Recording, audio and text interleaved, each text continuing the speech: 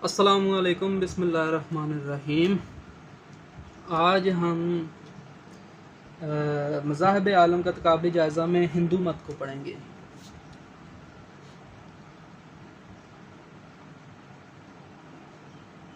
हिंदू मत को हम आज पढ़ेंगे।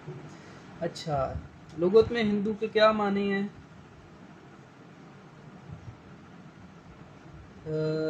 लुगत हिंदी, हिंदू से मुराद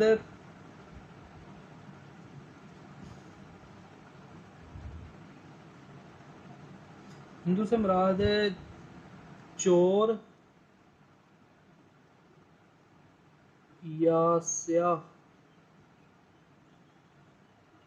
रंग के हैं। ठीक है, यानी कि हिंदू को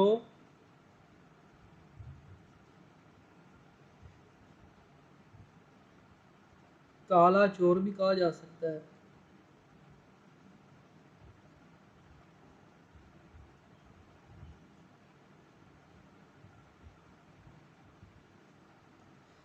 हिंदू को काला चोर भी कहा जा सकता है। हिंदू से मुराद चोर हैं, स्याह रंग के हैं। अच्छा, हिंदू की तारीफ क्या है?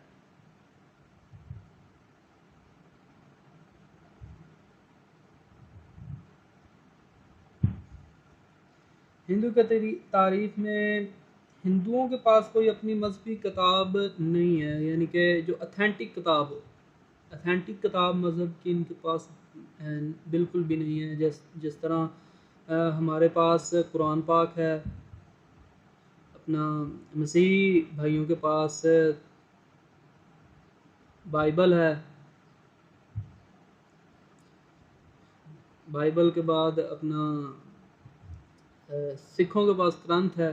ठीक है ना, इसी तरह ना इनके पास कोई बाकायदा किताब नहीं है अथेंटिक। ठीक है, किताबें बहुत सारी हैं लेकिन इनकी मजहबी अथेंटिक किताब कोई नहीं है। ठीक है, इसके बाद इनका मजहबी पेशवा भी नहीं है कोई। जिस तरह बाकायदा हमारे पास हमारे आका मौला मोहम्मद पाक सल्लल्लाहु अलैहि वसल्लम हो गए, ईसाइयों के पास हज़रत ईसा अलैहिस्सलाम हो गए, जिस तरह सिखों के पास हो गए अपना बाबा जी गुरु नानक,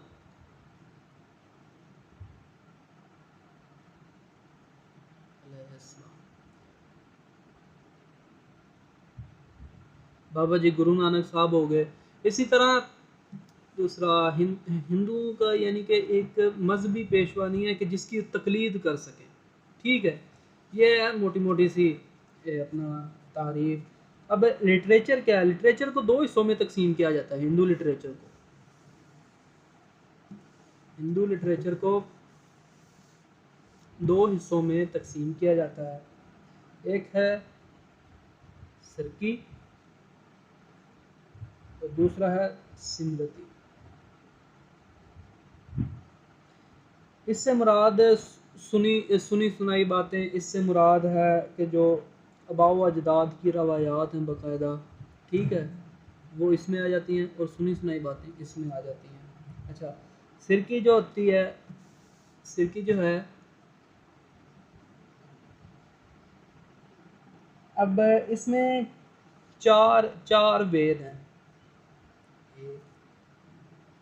वेद इल्म हिकमत को कहते हैं। और चार वेद हैं। यजुर्वेद, अथर्ववेद, उसके बाद सामवेद,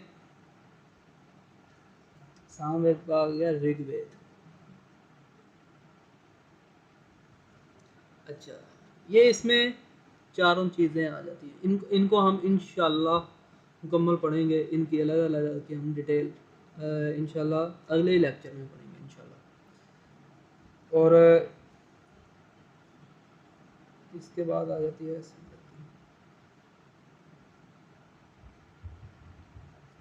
इसमें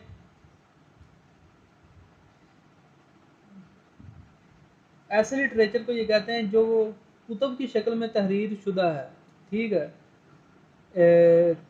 पहले स्मृति को ये कानून भी कहा जाता था, कायदे कवानीन को भी ये कहा जाता था। तो अब इसके ना 3 अदवार हैं। हिंदू मत के अदवार जो है ना वो 3 है।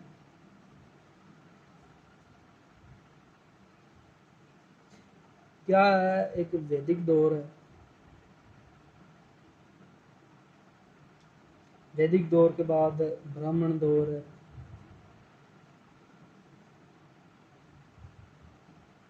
ब्राह्मण दौर के बाद है त्रिमूर्ति।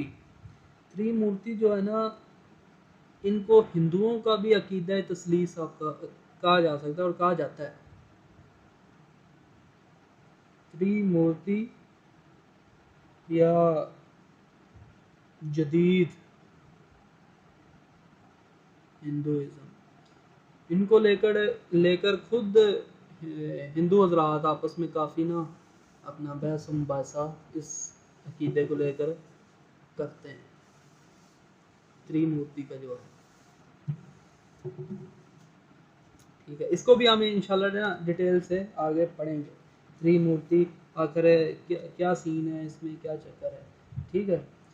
और अब वेद, वेद किसे कहते हैं? वेद ये संस्कृति का लफ्ज़ है। इसे हम क्या, इसके माने हैं इल्म हिकमत, ठीक है। इसका माना है इल्म हिकमत, ठीक हो गया। और अब ये इल्म हिकमत है, मुख्तलिफ अलूम है। अब जैसे कहा जाता है एक आयुर्वेद, सुना होगा आपने। आयुर्वेद ये किसे कहते हैं? तिब के इल्म को कहते हैं। आयुर्वेद के बाद हो गया अपना, देख लें, सिर्फ वेद। सिर्फ वेद के बाद हो गया असुरवेद। इसके बाद इतिहास वेद, इतिहास वेद के बाद प्राण वेद,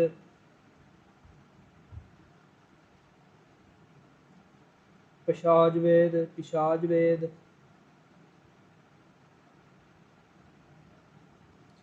ये सिर्फ वेद कहते हैं सांप का वेद, ठीक है। इसर वेद कहते हैं शैतानों का वेद। इतिहास वेद, इतिहास तारीख को कहते हैं हिंदी में, तो तारीख का दूसरा इल्म उसे कहते हैं। पुराण वेद कहते हैं किस्से कहानियों पर मुश्तमिल जो इल्म है उसे कहते हैं। चुड़ैलों का वेद है पिशाच वेद, ठीक है। तो ऐसे ही एक है धिरुवेद, धिरवेद इसे कहते हैं। ये तीर कमान का जो अलूम व फ़नून है उसे जी कहा जाता है, ठीक हो गया। आज के लिए तो इंशाल्लाह इतना ही। इंशाल्लाह बाकी हम अगले लेक्चर में ना